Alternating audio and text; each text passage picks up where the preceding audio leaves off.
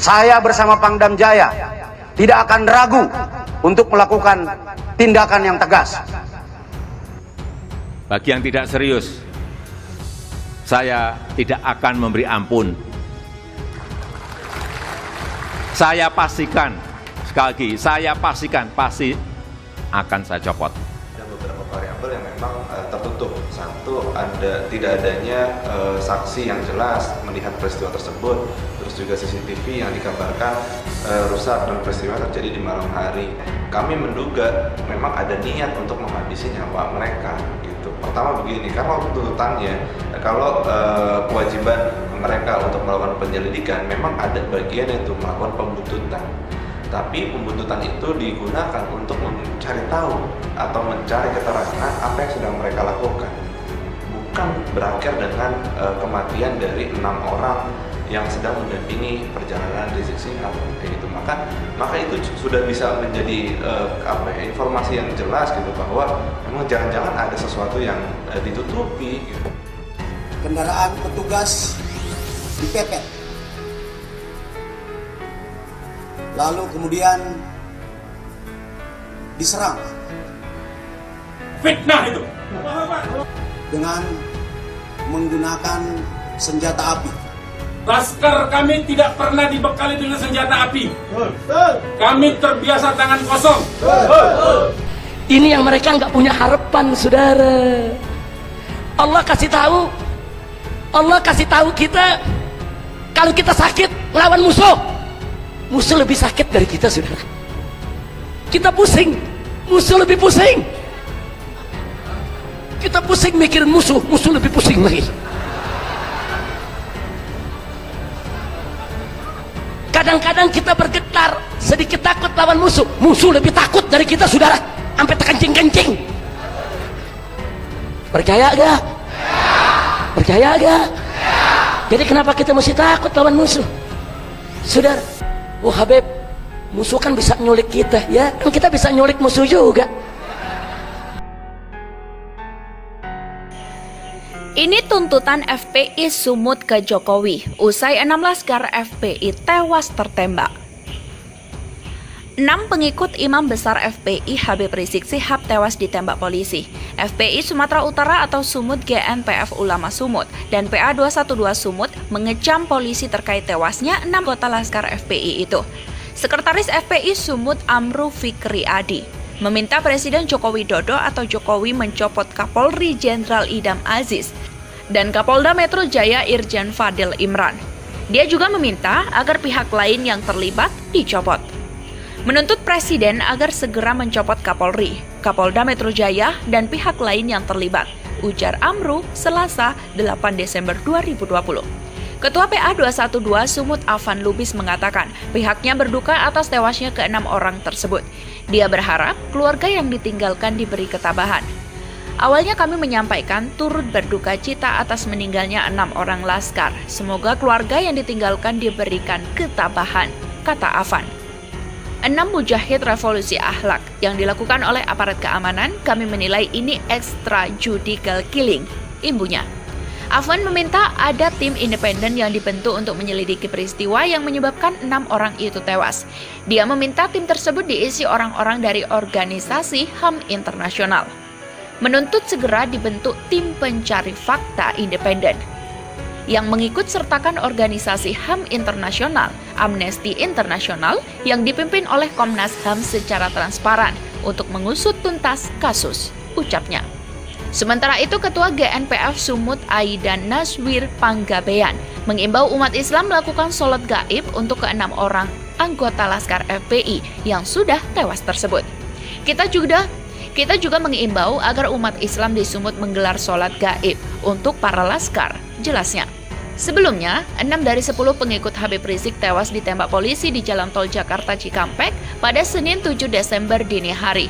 Kapolda Metro Jaya Irjen Fadil Imran mengungkapkan penembakan tersebut dilakukan lantaran mereka melakukan penyerangan terhadap polisi. Anggota yang terancam keselamatan jiwanya karena diserang kemudian melakukan tindakan tegas dan terukur, sehingga terhadap kelompok yang diduga pengikut MRS yang berjumlah 10 orang meninggal sebanyak 6 orang. kata Fadil Imron yang didampingi Pangdam Jaya Majen TNI Dudung Abdurrahman di Polda Metro Jaya. Fadil menjelaskan peristiwa tersebut terjadi sekitar pukul 00.30 waktu Indonesia bagian Barat. Petugas kepolisian mulanya melakukan penyelidikan untuk mendapat informasi adanya rencana pengerahan massa pengawal Habib Rizik terkait pemeriksaan pada Senin 7 Desember. Polisi kemudian menyelidiki informasi tersebut dan melakukan pembuntutan. Fadil Imron menyebut pengikut Habib Rizik menyerang para petugas dengan senjata api sehingga tindakan tegas dan terukur pun dilakukan. Terkait hal tersebut, kami kemudian melakukan penyelidikan kebenaran informasi tersebut. Dan ketika anggota PMJ mengikuti kendaraan yang diduga adalah pengikut MRS, kendaraan petugas dipepet, lalu kemudian diserang dengan menggunakan senjata api dan senjata tajam, sebagaimana yang rekan-rekan lihat di depan ini, kata Fadil Imron. Saya ulangi, terhadap kelompok MRS yang menyerang anggota, dilakukan tindakan tegas dan meninggal dunia sebanyak 6 orang, ibunya. Polri juga mempersilahkan Komnas HAM mengusut masalah ini. Polri mengatakan bakal bersikap transparan.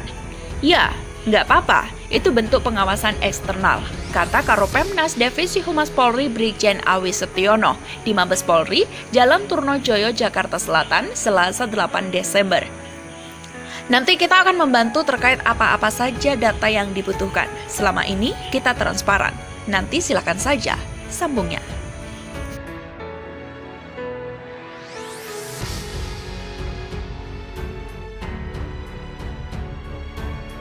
Tuturnya. Kemudian kita akan memproses ke Komisi 3 DPR terkait kekejaman ini. Lalu kita juga akan membawa insiden ini kepada Amnesty International atau dari Kompolnas jika diperlukan, katanya. Menurut Aziz selaku pengacara Habib Rizik Syihab, dirinya merasakan bahwa saat ini hukum di Indonesia seolah-olah hanya berlaku di Petamburan dan sekitarnya saja.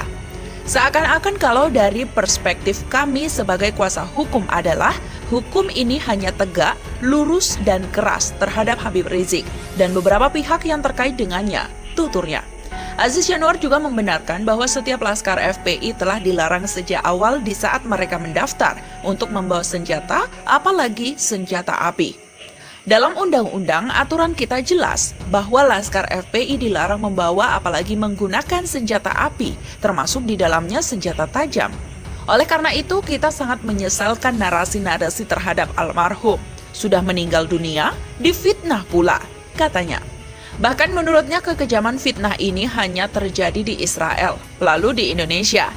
Ini saya rasa kekejaman ini jarang-jarang terjadi. Mungkin salah satunya di Israel, dan salah duanya di Indonesia.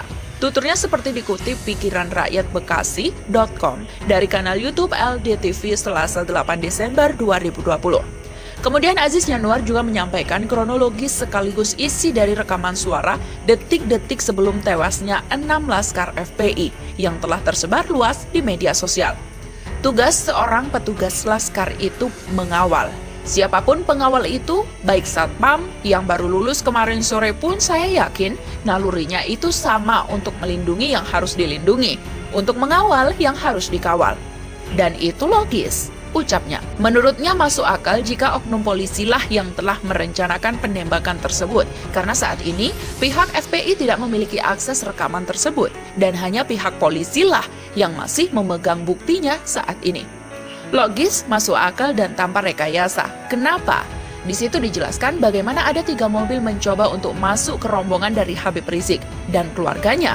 Kemudian dicegah, di mana rekaman suara tersebut disebarkan diduga oleh pihak yang saat ini melakukan penembakan-penembakan itu terhadap laskar, tuturnya. Bahkan pihak FPI beserta keluarga pun belum diperbolehkan menemui korban, beserta barang-barang bukti milik korban lainnya hingga saat ini. Sampai detik ini, jenazah, mobil, alat komunikasi semua berada di luar kekuasaan dan kewenangan dari pihak FPI ataupun keluarganya. Artinya informasi itu bebas disebarkan oleh yang memegang itu, tuturnya.